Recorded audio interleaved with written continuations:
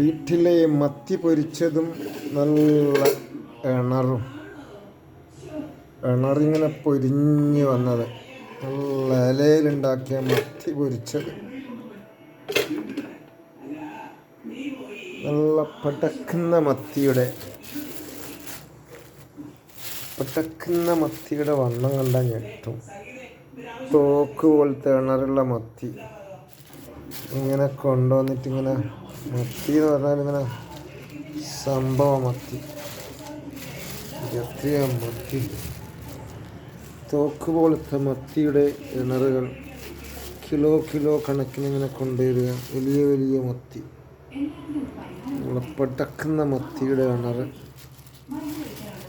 നല്ല മുട്ടയുള്ള മത്തി ഇങ്ങനെ ഓരോ വലിയ ബാഗിൽ ഇങ്ങനെ കൊണ്ടുവരിക.